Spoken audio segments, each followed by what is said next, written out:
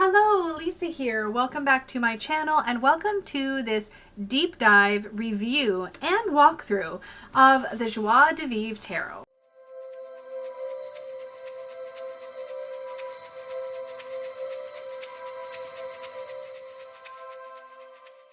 So today we're going to be doing something a little bit different that I haven't done before on the channel.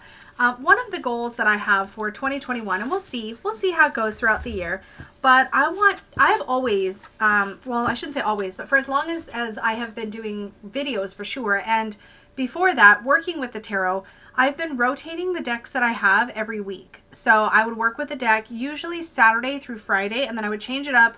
On Saturday, I would start working with a new deck. But in 2021, I wanted to go a little deeper with my collection or just with decks that come into my collection. And when it comes to my daily draws, my personal daily readings, I wanted to work with the same deck for a month. Now, I originally had totally been overthinking this and like trying to figure out which decks were going to get the coveted spot because there's only 12 for the whole year if I were to do this throughout the whole year. But then I scooped up the Joie de Vivre Tarot near the end of 2019. I think it was actually right in December. I had gotten an Amazon gift card for Christmas and I bought myself this deck. And as soon as I started flipping through it in my hands, I was like, I want to work with this. I really want to get to know it. I want to befriend it. I don't know how else to put it. So this was the one I picked for January. So I'm going to tell you a little bit about my experiences working with the deck, and then we're going to go into a deep dive walkthrough of the deck. So expect this to be a very long video.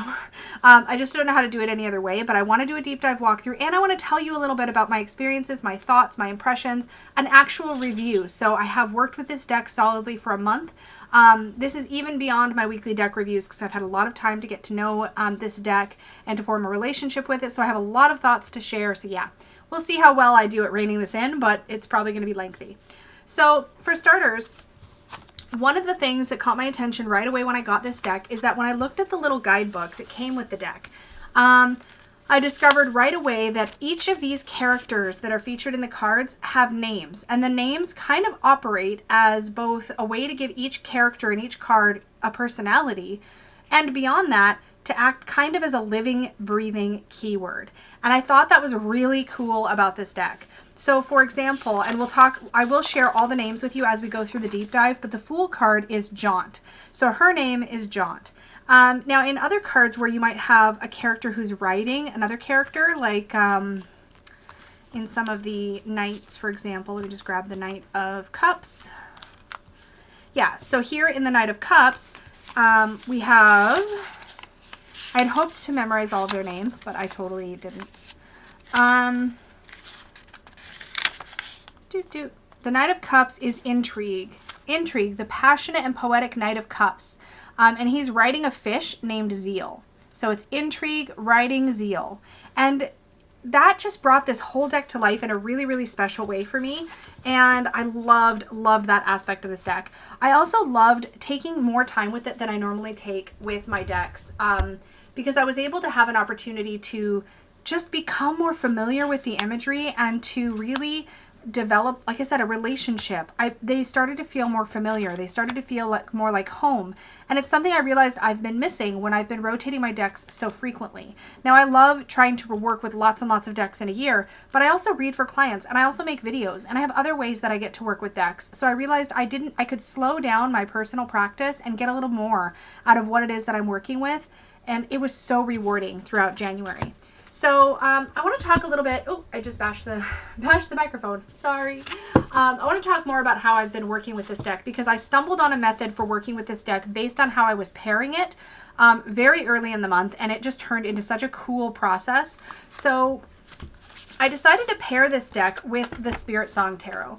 So I will do a separate walkthrough of Spirit Song and put that up on the channel because I think it's something I really want to do now that because I've basically worked with this deck all month as well. But I used this deck in the way that I usually use Oracle cards. So what I would do, the interesting thing about the structure of the Spirit Song Tarot, also by Paulina Cassidy, by the way, is that there are two keywords at the bottom of every card. Now, some of you guys know, because I've been talking about it, that I've sort of developed a new daily reading habit. And maybe it'll change with the next deck I work with. I don't know. But my daily reading habit has been that I draw an oracle card in the center, and then based on that oracle card, I'll reflect on that card, and then I'll ask myself a question. So like, here's the Traveler, who is essentially the Fool in the Spirit Song Tarot. The keywords are adventure and potential. So if this was just an oracle deck, any oracle deck, I would draw this card and I would go, okay, what do I need to open my heart to? Like, what risk should I take? And then I would draw a card on the left, and then I would reflect on that card, that tarot card. And then based on my reflections on this card, I would form a follow-up question. So let's say I didn't draw the Fool. Let's say for the follow-up question, I drew the Sun. And it's like, oh, I need to lean into my authenticity. So my follow-up question might be, how can I better lean into my authenticity? And then I would draw another card and I would place it on this side. So that's how I've been working with my cards lately, in general, right? Except what was really cool was that when I pulled this deck to use in that way, I discovered there's these two keywords. So let me zoom this back in. There's these two keywords. So here it's adventure and potential. So this actually created my questions for me. And I did this for a month and I never had any hiccups with this process. It worked beautifully. So I would draw a card, I would reflect on the card and the message, and then I would ask my questions. So I would always use these keywords to form two different questions. So here, the first question would be, where can I find more adventure? And then I would draw a card for that. And then I would also ask, okay, and where could I do better at leaning into my potential? So I would form a question based on the keyword there. So this card would always tie into this keyword, and this card would always tie into this keyword. And it was a really cool way to work with these decks, and I loved it so much. It was very rewarding. I loved working with these two side by side in that way. They played so well together, and of course, because they're both Paulina Cassidy's artwork, it was incredible. So like I said, I will do a separate walkthrough of these cards because I've never done one on the channel. And this was a deck that actually left my collection and then came back. It was gifted to me very generously, and it had been on my wish list after rehoming it. And I'm so glad it came back because it was such a great experience working with this all month long. But then I wanted to shake things up a little. So starting partway into the month, I wanted to do something different on the weekend. I wanted to just pull a single tarot. Oh, I need to zoom back out again. I wanted to pull just a single tarot card from the Joie de Vivre every day. So I wanted a slightly different setup. So what I did is I pulled in Paulina Cassidy's Witchlings Oracle deck. Well, this isn't really Oracle deck. It's more like a spell deck. But I pulled this in, and I would just shuffle on Saturday and Sunday because I don't typically journal the same way on Saturday and Sunday. I kind of just do my cards for me and I sit with them. So on Saturday and Sunday, I would just blind draw one of these cards. And so here it's relaxation. And I would read the spells in the spell book. I would implement any of the spells that I wanted to use that day. But this would sort of set the tone for my day. Like what should I be focusing on today would be my question. I would pull one of these. And then my tarot card would basically answer the, okay, what else do I need to know? Or how can I better make use of this energy today? Or whatever. So I would still use this as the starting point, and my tarot would be what I would springboard from this draw with. But it would just be one card here, and then I would leave them out for the day on my little desk-lit area so that throughout the day when I'm at home, I could wander by and see the messages. So I used the Witchlings on the weekends, starting I think the second weekend of January, and did that throughout the month. So I really loved that. But in general, I found that this deck just read really well, and it got me excited about, again, working with these decks for a month at a time because I felt like I was much better able to form an opinion about this deck. It's very well thought out. Almost everything in these cards is there for a reason. It doesn't feel quite as busy as Spirit Song sometimes feels to me with the artwork, and the colors are more vivid in this deck, which I adore.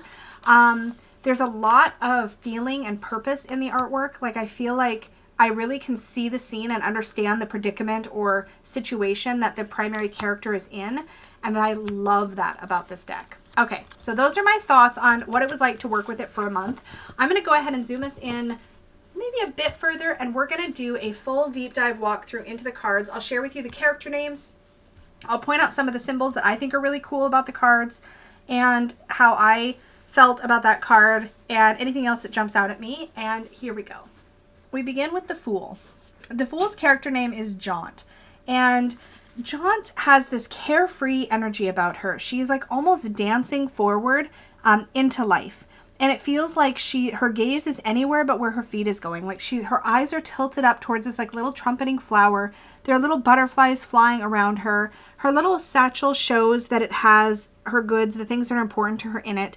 And she has all these like little messengers and guides around her. Again, the butterflies. There's this little bird here who's barely got a hold of her sash in the beak and is almost trying to keep her from tipping over. In fact, that might even be a bat. But I just love this. It's like she's very in the moment and very free. Carefree is a great word for her. Our magician is freaking fantastic. First of all, we have the lemniscate down here in the bottom. We have this little cup, or it almost looks like a lamp or like a teapot that has the sign of Mercury on it. There are these little characters in the foliage here, particularly this little bunny. And his name, I believe, was Presto. Let me just double check. Yeah, this was Presto, materializing from a golden lamp. So he is actually coming out of this lamp. He's got all of the tools in his hands. So he's holding this big staff. He has the cup, the pentacle, the sword, obviously, and the wand. And this big top hat, and there's like stuff coming out of it. Like he's made of magic. Like he is magic. I also think that the flowers around him are poppies, which makes me think of the poppies in The Wizard of Oz, and like the way that they can like kind of affect you and your ability to function.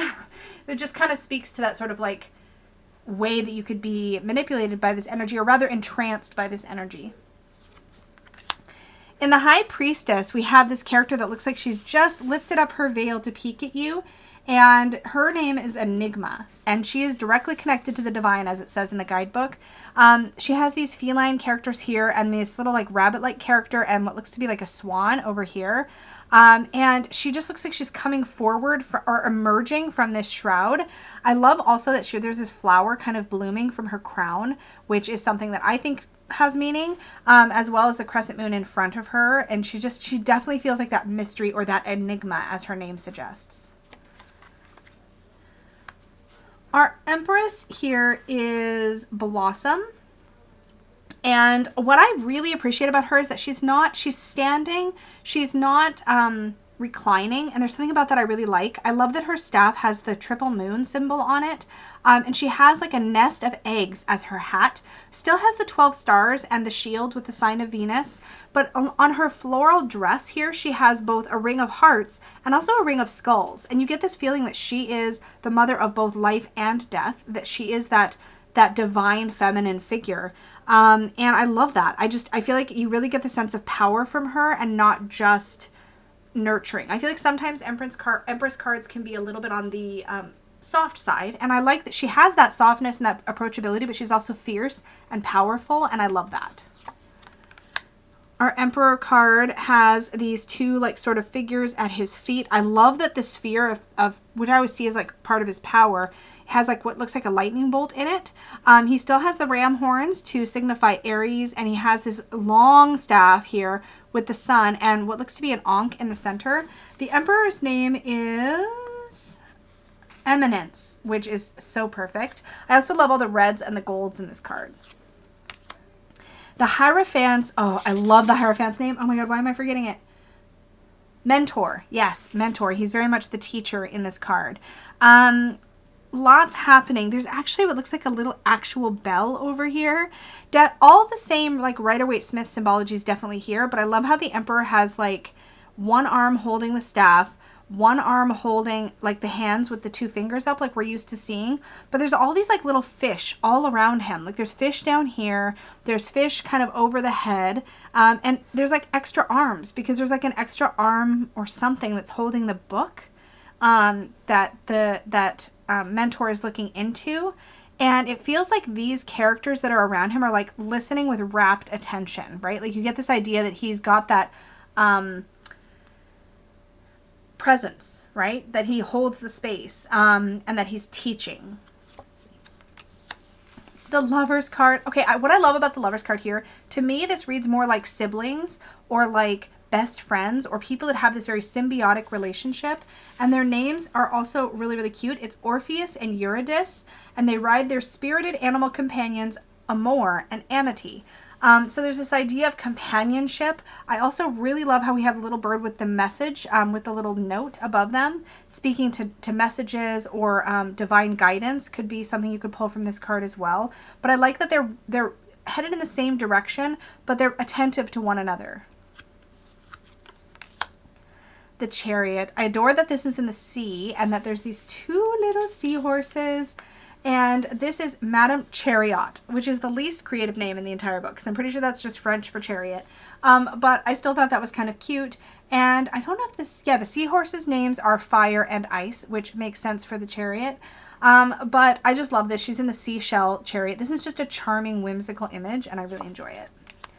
I freaking love this strength card. I love it so much. I love how they both seem like youth in their own way, but they lean into each other. This card seems to speak of that literally befriending your inner strength, the source of your inner strength, and I love that. The character's name in this card is Patience, and her winged lion is Intrepid. So great, right? I love the living, breathing keyword system when you have named the characters like that. The Hermit is literally eremite, which may again be French for hermit. I'm not sure. If you're French and you know, please feel free to tell us.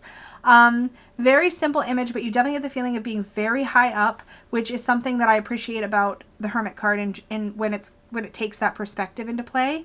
And you can see that there's a lot of height because these trees that are down at the bottom are bending with the wind. And you know how when you get up really high, it seems really windy? It gives you that feeling, which I love. And yet this character is very like still and possessed and calm and grounded. I love that. In the wheel card, we have Orbit. And I love that there are so many cool things in this card. Okay, so for starters, you do have the astrological wheel, and all of the 12 signs of the zodiac are present on this wheel. And then juggling above their head, Orbit has the moon, the phases of the moon. And I just love the way that speaks to cycle. I love that the wheel makes up the core of Orbit's body. So Orbit has this like bottom half of their body, and then the wheel in the center, and then their torso. And they're all, it's like they are the wheel. They're not just on the wheel, if that makes sense. And there's other characters that are, of course, riding the wheel going up and down, something you like to see in a wheel card, but this character is the wheel. Also up above, if you look, you have a spring, summer, fall, and winter set of trees, which I love. So you get that idea of seasons. So depending on what you like to see in your wheel card, I feel like there's a lot of great symbols there you could lean into. The Justice card. Okay, really like this too. So there's 2 cups here in the scale in front. One of them has a hand, or what looks like a hand, and one of them has an eye. And again, to me, that's like speaking of like action versus like perspective. I don't know. I thought that was a really cool way to look at the Justice card. I love that the Justice card has this like little friend. What was her name? Oh, did I tell the name of? Yeah, that's Orbit. Justice's name is, oh, the Dependable Lady Justice. That's why it's not memorable. By the way, one thing I did when I was working with this deck in the first week or so is I took little bits of sticky note and I wrote all of the character names on and stuck it to every single card.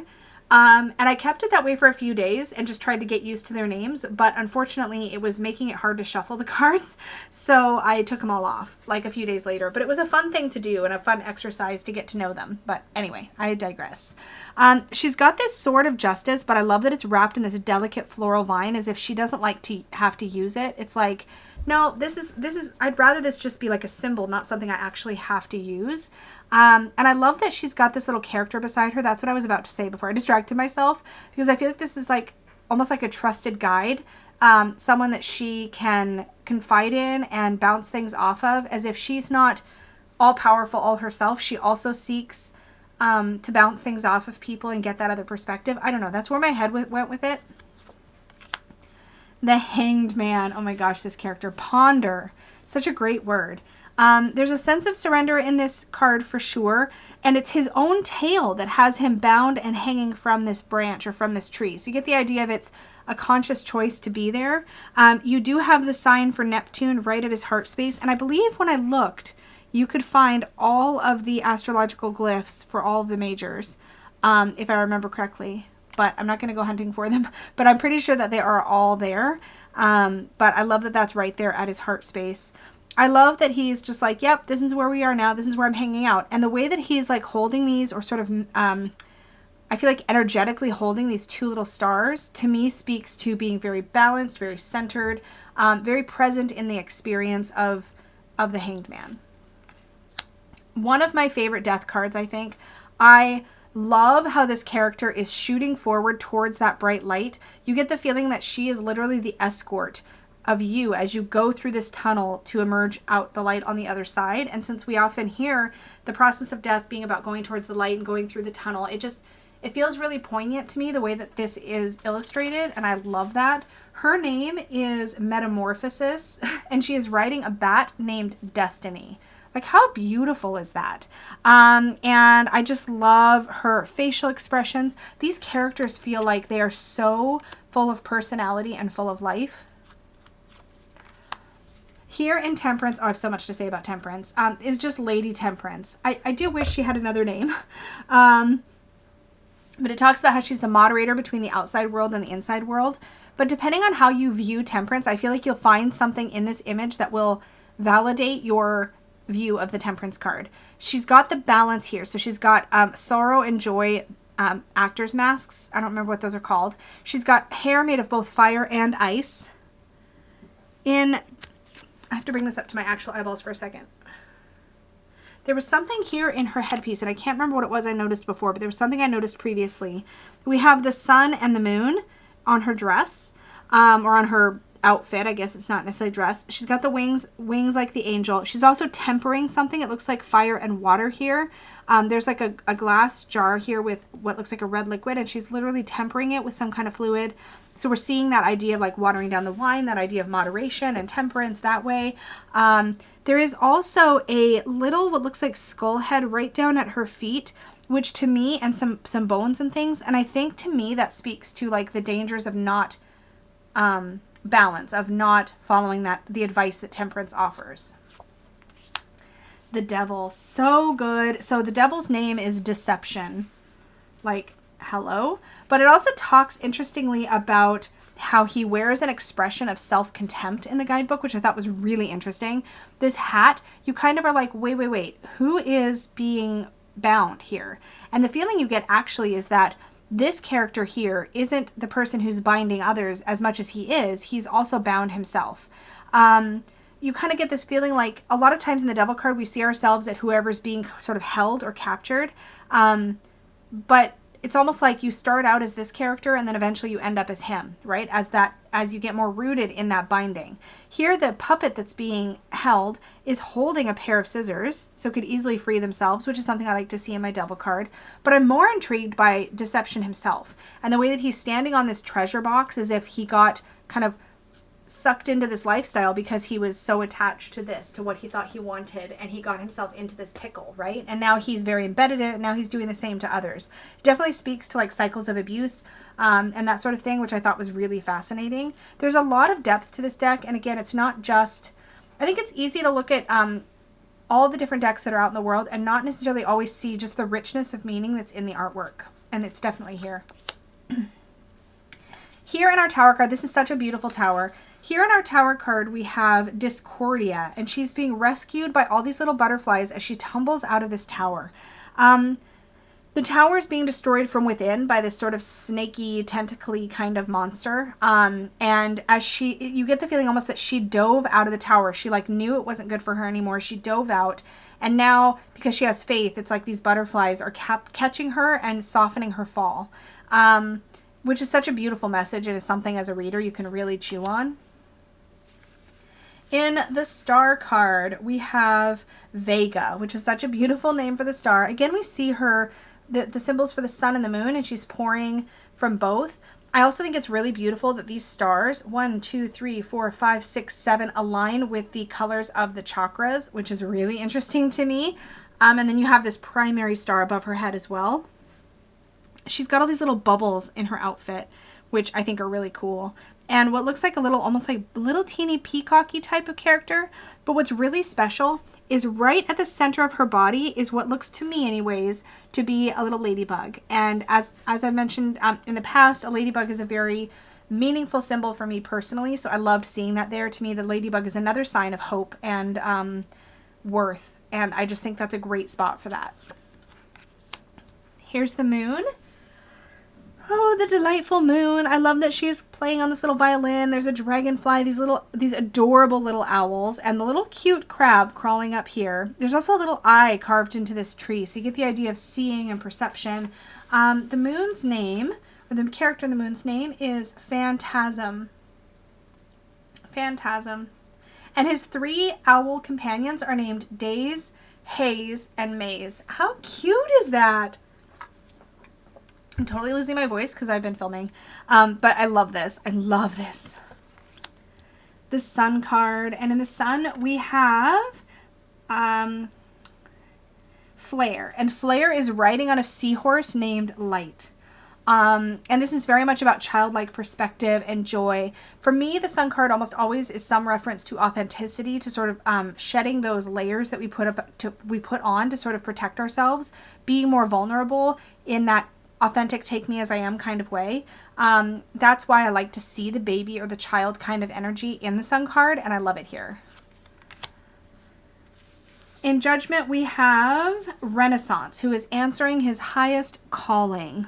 And what I think is cool, and again, this might be in my head, I might be reading too much into the artwork, who knows, but I'm having fun. Along this bottom part of Renaissance's outfit, yeah, I don't think I am reading too much into it. You see what looks like, I don't know, like a little larva or a bug or something that's kind of growing more legs, getting bigger and bigger. There's this evolution happening. And then above Renaissance's head is this big blooming butterfly.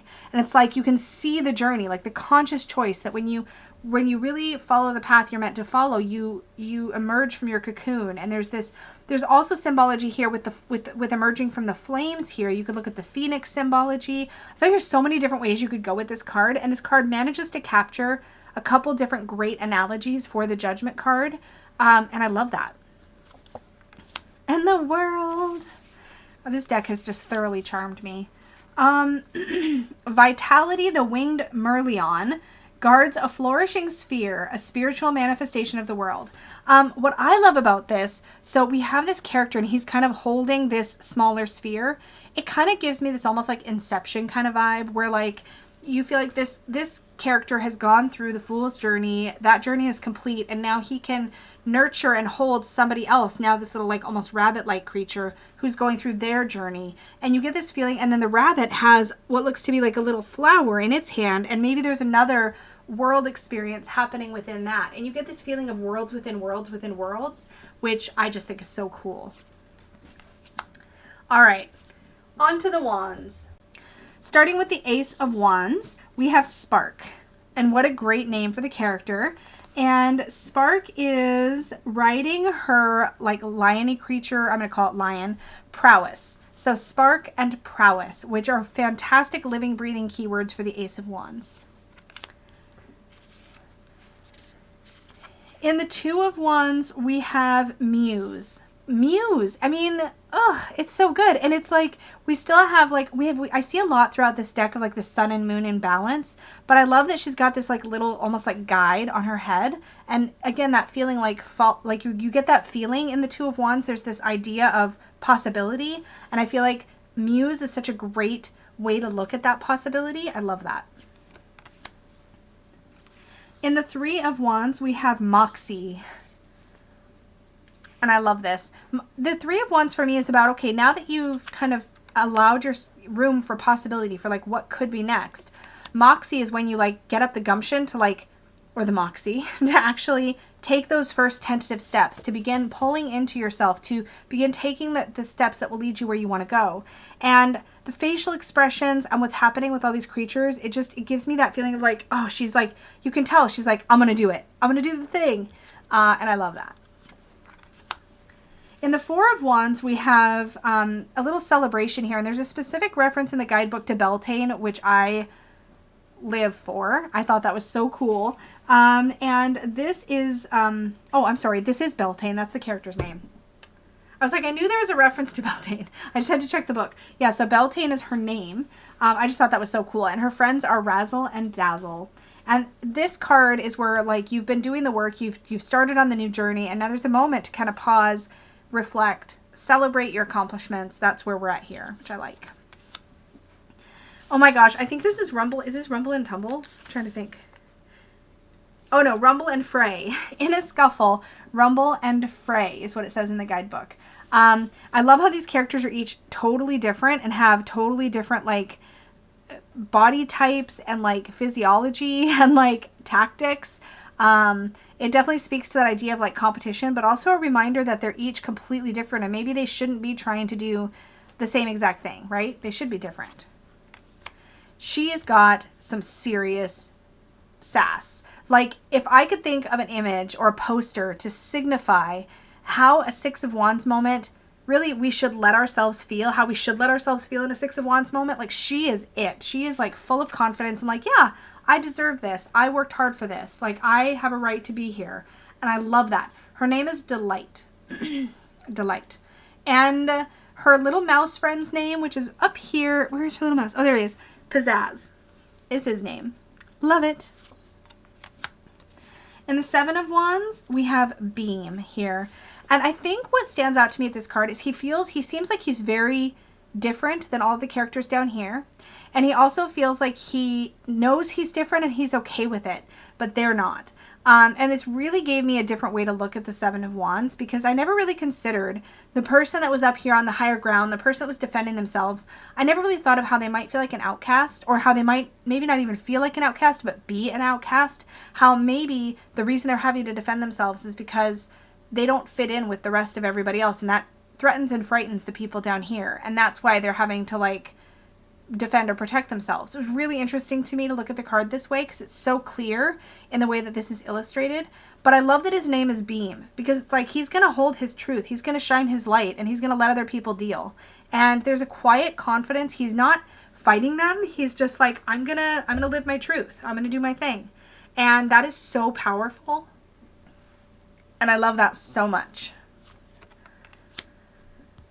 Here we have our Eight of Wands. He had a fun name too. Nucleus. I love that he's in space. That's just fantastic that he's rocketing off into space. You get that idea of like, of things that have sort of taken on a life of their own. And like, it's not like he can just like be like, oh, never mind. Like he's like legit in space now. Like he has to do the thing. And sometimes in the Eight of Wands, it's that feeling of this project or this situation has taken on a life of its own and it's just going. And I feel like that's what we get from this card. The Nine of Wands is Roar. Roar is fantastic, but one of the things I like the most about Roar is that if you look right around at the belly area, sorry that I'm clearing my throat. Apparently my throat is dry. But there's this tree that's very rooted, and you get the idea that he's very grounded, he's very stable, he's very solid, and he's not going anywhere. And I like that if you look here at the heart space, he's like opening up his heart and he's like, I'm still here. Like, I'm still vulnerable. I still have feelings. And he's still standing his ground. He's still protecting himself, even though it's tricky. It's difficult, right? But there's a part of him that sees from his heart what's happening, and he's defending or protecting from that heart space. But I love the tree. I love the way it stabilizes the character. It makes him feel very rooted to the ground. It just gave me a really strong feeling. And our Ten of Wands, she's dropping her wands. What was her name? Toil. She's dropping her wands, but she's also got a tail to help pick up the ones that are falling. So she's struggling, but she's managing. Our Page of Wands. This guy reminds me of the rabbit from Alice in Wonderland, like big time. Every time I see him. Carney is his name, and he is definitely being a messenger in this case. But yeah, I can't stop seeing him as the rabbit from Alice in Wonderland. And this reminds me of Discord from My Little Pony Friendship is Magic.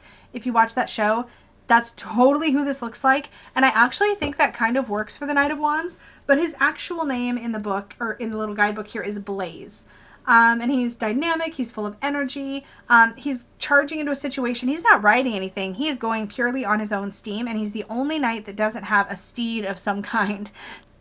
Queen Zest, the Queen of Wands. I love this so much. I love that she's like literally actively feeding energy or sprinkling or nurturing these flowers. It just speaks to how she is very passionate and open and shares and shines her light. She seems like she might even be some kind of lightning bug because you get this glow around her. Love her. The King of Wands. Oh my god, he's one of my favorite kings. I think mostly because I really like the lionish kind of creature that he's riding. This is King Dynamo, and he's riding a flying lion named Gusto. So Dynamo and Gusto. Love it. And we're into the cups. So our Ace of Cups is Euphoria.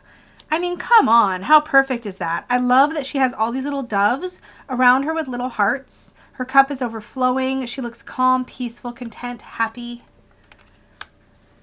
Our Two of Cups have these beautiful little owls, Ally and Kin. And I love that both of them have these overflowing cups, and there's these two little charms hanging here from the branch.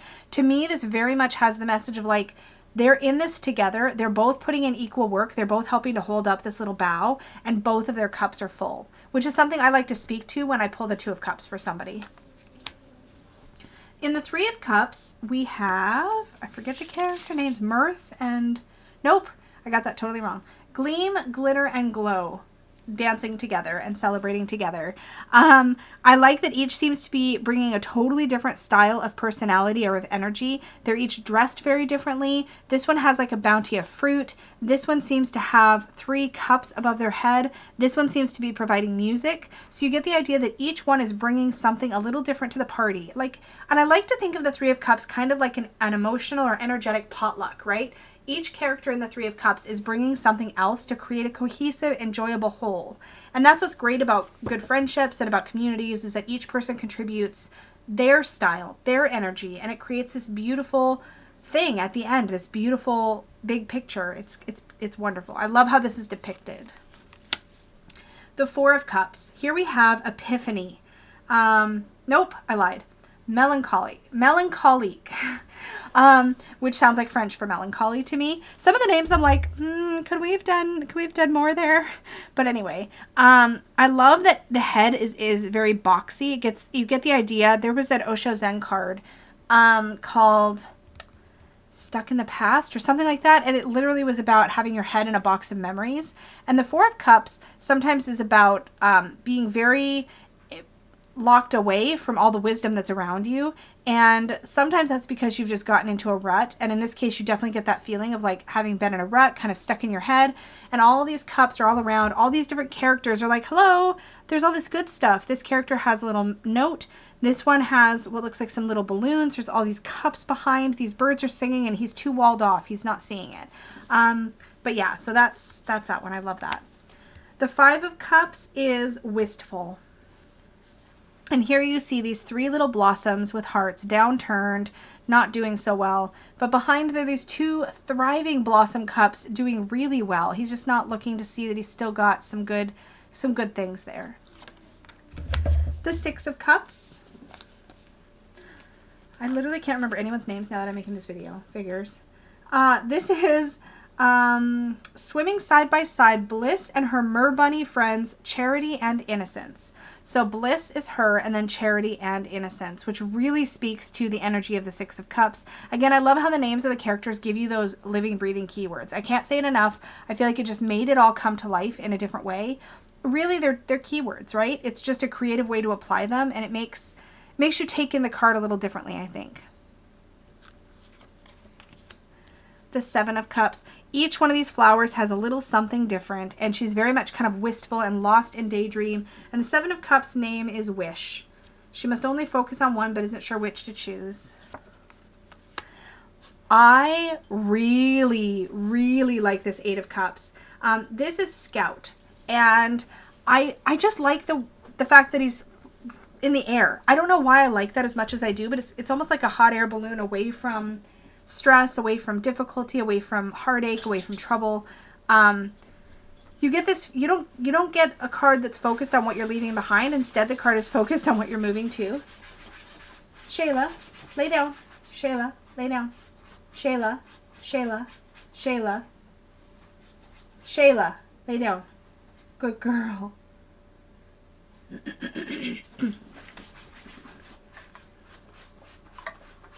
Are you quite finished?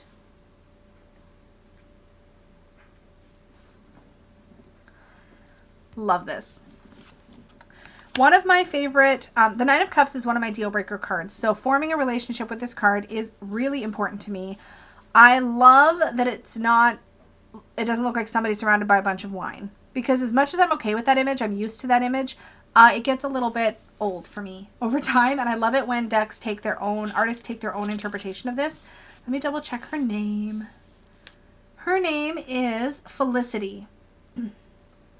I love that these are all, these are all like little, they remind me of the little dancing cup or teapot or singing teapot and cup, Chip and I forget, from Beauty and the Beast. That's what that makes me think of, just this like happy energy all around her. And she just seems very peaceful and happy and content, and I love that. And then in the Ten of Cups, I don't know why I keep putting the book down, but I do. We have Mary and Mirth. That's where I got Mirth. I knew Mirth was in here somewhere. Mary and Mirth are celebrating and dancing. Again, not a like nuclear family or anything, but these two characters. That's the other thing that's really delightful about this deck. There's a lot of art that you could definitely choose your gender for those cards. There's a lot of art where you don't get, it's not people-y, but it's not just animals. Like it's somewhere in between in this really sweet, otherworldly kind of way. This hits me. It's very different energetically, but it hits me in a similar way as the Mons Tarot does. And I think it's for that reason. It's like these otherworldly characters. Anyway, love that. The Page of Cups. I was so curious to learn the Page of Cups' name because this is one of my significator cards. And this is Reverie, which I thought was a really sweet name. I love that the heart is really big and bold on the belly, almost like a Care Bear, because of course our Page of Cups tends to be very tender and think with their heart. Nice big cup here and lots of little messages. So if you like to look at the pages as the messengers, that symbology is definitely there for you. Our Knight of Cups is Intrigue. And he is riding a fish named Zeal. Oh, I mentioned that earlier in the video, but yeah, love that. And our Queen of Cups is Queen Grace. And I don't think she has any named companions with her, but yeah, she's Queen Grace. I love that she's kind of mermaidish and her tail is dipped into the water and has a big heart at the end of it. These little fish playing in the pool there. Love it. The King of Cups. King Serenity. What stood out to me the moment I saw him was the upturned and underturned hearts, and they line up to me with his energetic qualities. This downturned hand here and this open sort of sleeve or open space to receive on this side. And it speaks to me, and you can see the energy that swirls around him.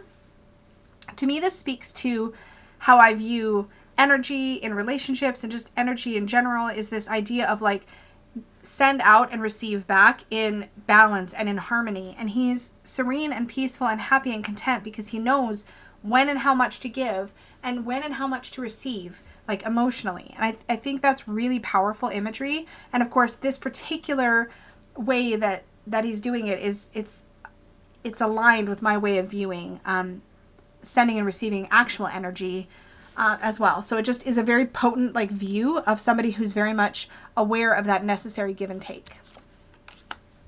And we're into the swords. So we're starting off the swords with the ace, who is Spirit, with a cat named Truth, who helps him see through illusions. I love this. I love the spyglass here. I love that we still have the sword with the crown being pierced, that crown of knowledge. They seem like a team and they're going to figure things out. I love it. Our Two of Swords, Abeyance. I had to look that up and figure out what that meant. I think I asked Peggy. I also love that she's like kind of holding on to this, or is like balanced on this little character or monster. You kind of get the feeling like, if you look, the monster's got these like hands that look like they're pointing in different directions, and there's all these like little signposts. It's a very confusing place, and so you can tell she's like, nope, I'm going to close my eyes. I'm going to tune into my inner wisdom, my inner truth. I'll decide what to do from there. And I just think it's so well depicted. The Three of Swords, Chagrin, is our gloomy character here. And it feels a little bit over dramatic gloomy. And I think that's interesting. And that's something you can work with as a reader to like dive into it and be like, okay, we're sad and that's okay. But like, what are we doing about it? Like, are we just at this point just grieving? And that's okay. There's a time and a space for that. But are we wallowing? Because there might be a difference. I love this Four of Swords. So without even diving into the guidebook, because I don't even want to check her name yet, I just want to tell you, I love this because of the way it spirals into the center. Like, what else is a Four of Swords moment but literally turning within? And this looks like almost like a labyrinth inside of herself. I freaking love that. I love that so much. And her name is Chrysalis, which of course makes sense. It talks about how she's returning to her sacred cocoon of soul healing from which she will emerge a butterfly. How beautiful is that? Ah, yes, the Five of Swords. Squabble and quarrel. Love these two. Always in conflict. What I think is fun, it basically says after they fight, they always, like, one of them has all these charms, and then it's like, but they're still not happy. They're still not content. So you've won, but like, so what? Kind of thing. So they're stuck in this pattern. It's interesting. The Six of Swords is also really beautiful. This is Faith, and she's riding this swan named Passage. Beautiful for the Six of Swords, for sure. Our Seven of Swords is tomfoolery, which cracks me up and made me giggle so much when I first read this. I was like, oh my gosh, tomfoolery is such a great living, breathing keyword for the Seven of Swords. And again, I think, I shouldn't say again because I don't know if I've said this yet, but I think with all of these keywords, like the names of the characters and the way that this deck is built, I do think this would be a really good deck for a beginner because I feel like there's a lot to pull you into the world and learn more while making it relatable, which I love. But tomfoolery, love that. And our Eight of Swords is Exodus. I think just the idea that she can get herself out of this predicament easily when she figures it out, which I love. And then the Nine of Swords is frozen by fear. Woe sits in a tree, terrified by the piranha-like creatures around him. Yeah, very stuck in fear, feeling very isolated, feeling very trapped, very emotive of the Nine of Swords. Oops. And then the Ten of Swords is Lament. Did I flip that upside down? No, I'm good. She is Lament. She looks so sad in this card. And I think it really speaks to that defeated feeling we're often experiencing in a Ten of Swords moment. But there is light behind her. And even this little snail seems to be there as a friend to go, it's okay. Like, it's going to be okay. We're going to figure it out. She just looks like she needs to be in this moment and let whatever it is end and be ended and make peace with that. And then she can kind of get up and turn around and face the light and go back, go forward rather in her life. The Page of Swords, Pursuit, which I love. I love that keyword. And I love the sun at his belly and the idea that he's like full of like interest and intrigue in the world around him. Our Knight of Swords, Dash. Love that. He's riding a spirited companion named Pep. P-E-P. So he's immediate action, fearlessness, just drive. Yes. This Queen of Swords is something. She seems really kind of wicked, but really to me, she's very like no nonsense. Like if you ask her a question, you better be prepared to get an honest answer. She's got these skulls dangling from her belt, but she's also got a heart hanging off the hilt of her sword. So she's not to be trifled with. Her name is Tenacious, Queen Tenacious. Love that. And the king, who looks a little more approachable, is King Sagacity.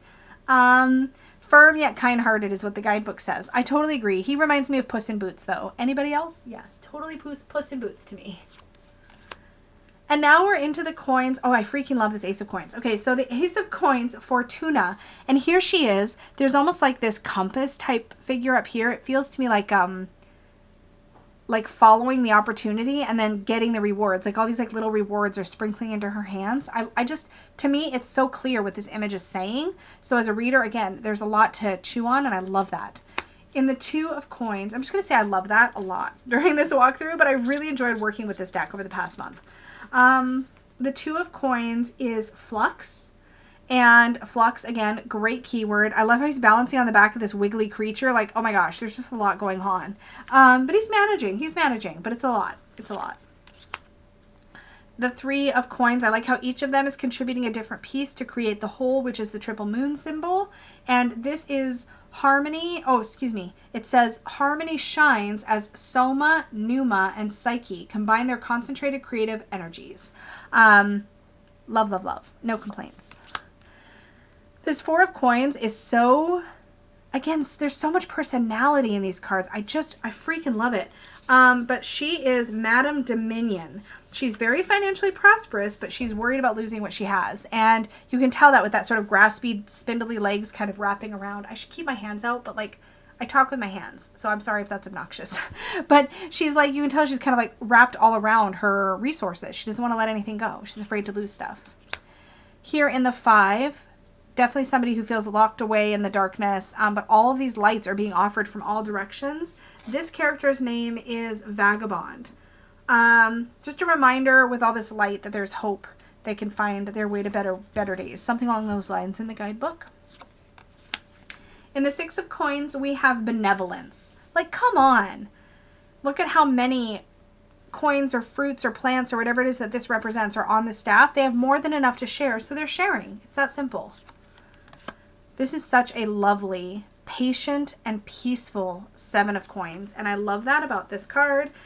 It says, a pair of fairy deer, gratitude and honor, planted a tiny seed and nurtured their tree through its stages of growth, and now it's grown into a beautiful monument of beauty.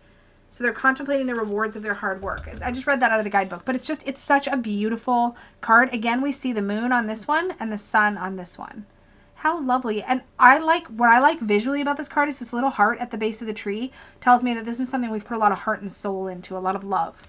Love that. I shouldn't have put the book away, but I did. The 8 of Coins. Magus, or Magus. M-A-G-U-S. I don't know how you pronounce this. Magus? Magus. Like a mage, right? Okay, anyways. Love him. I think he's super cute. He looks like he is like perfecting his magic, which is such a cool way to depict the 8 of Coins. I'm all about it. The 9 of Coins. I love how she doesn't feel walled off in a garden. Instead, she's riding and flying above her garden. Instead of holding on to this bird, the bird is taking her for like a joyride, so she can enjoy all of what she's built up. I love this.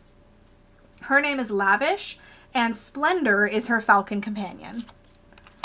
And of course we have a unicorn, so this I just love, naturally. This is the 10 of Coins, and we have Jubilee, which is the unicorn, as the main character, and his pixie friends, Glee and Spree. Love, love, love, love, love. This one feels almost more 10 of Cupsy to me, but I do love the image. And it talks about the balance of spiritual and material abundance and how rewarding the work feels at this stage. It feels very happy and fulfilling because we're at the stage where we get to enjoy it, which is also, I think, a really beautiful message, but it did throw me a little bit at first. Our Page of Coins is Marvel. Lives and breathes every activity with fascination, which I love. Now, I don't think I see technically like him holding any envelopes or little messages, but there could be little coiled up scrolls in his belt. I can't tell for sure. Maybe if you're watching this and you can see on a bigger screen, you can see, but I don't see any actual like messages. So this might be the only page where I didn't see those. Yes, to the Knight of Coins. The Knight of Coins' name is Dedication and is riding a horse named Caution. Yes, dedication and caution are great words for the Knight of Coins. Oh, she's so lovely. The Queen of Coins is Queen Sumptuous, and she pets her rabbit Cherish. Cherish is a great keyword for the Queen of Coins. She really takes care of things around her, of people around her. She enjoys the material, and she's able to be grounded in earth, and she takes care of people and things. I don't know how else to say that, but that's definitely the energy of the Queen of Coins to me. And the King of Coins, who is King Fortune, whatever. The stable King of Coins. Steady, competent, reliable. Oh, this deck is so freaking beautiful. Okay, we're going to zoom back out. As you can see, there is just so much love in these cards. It's a mass market deck. It's very affordable. I think decks like this, once they've been out for a while, they tend to sort of slip back under the radar. And I hope that this walkthrough gives it a little bit more time to shine and lets some of you maybe discover it who had never seen it before. It is truly charming, full of personality, and to be honest, I'm going to miss it a little bit as I move on to another deck for February. So I hope you enjoyed this. As always, please do remember to click the like button if you enjoyed my walkthrough. Subscribe if you're new here. Hang out with me. I do lots of walkthroughs. I do reviews. I've got really exciting things coming up that I don't want to talk about until it's ready to go, but I've got very exciting things coming up in this space, and you're not going to want to miss it. So make sure you click your little bell so you get notifications. And all of my relevant links are down below if you want to support the channel. You will find links to my shop where you can book readings, links to Peggy's shop where you can purchase Peggy bags. She's been doing exciting things lately too. As well as any affiliate links that I have if you want to go shopping and support the channel that way. Those are all down there. Thank you so much for all of your love and support. I can't wait to hear what you think about this deck, and I'm excited to continue spending a month with a very particular deck and coming back here to share my experiences and do detailed walkthroughs, because I know you guys love those, and hopefully maybe share some love for decks that aren't always brand new, because I won't always be working with brand new decks in this series. So thank you again so much for joining me, and may your magic always shine from the inside out. Bye, guys.